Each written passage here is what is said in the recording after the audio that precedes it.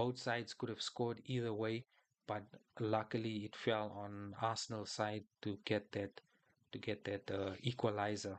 And then of course Erling Haaland scoring his sixth goal of the Premier League, just in the ninth minute, constantly occupying that Arsenal centre backs. I know that Saliba was a doubt for this game, but you know that him and Gabriel really have that, how can I say, little bit of rivalry amongst each other. So um, him being pinned back just created gaps for other players when he wasn't scoring.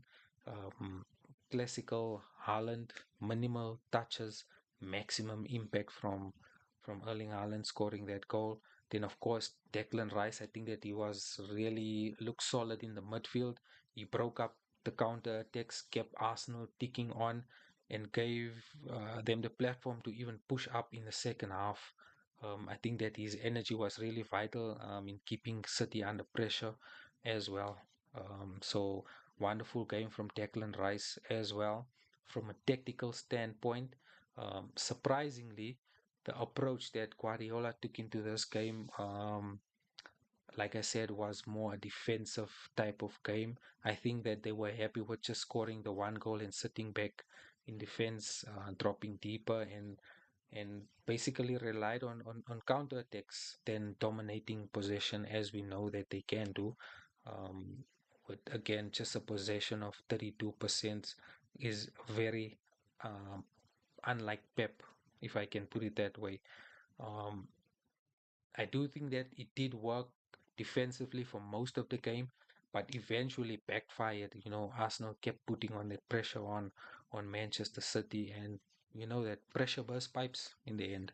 Um, so, like I say, I think that Arsenal would really be the happier side walking away with a point and salvaging a point. In fact, from Arteta's tactical standpoints, I think that he started cautiously. Like I said, he struggled to create early on in the games. I think, like I said, in the second half, the subs, Saka, Martinelli, and Eze really transformed the attack and adding a little bit of pace and creativity and directness into Arsenal's play.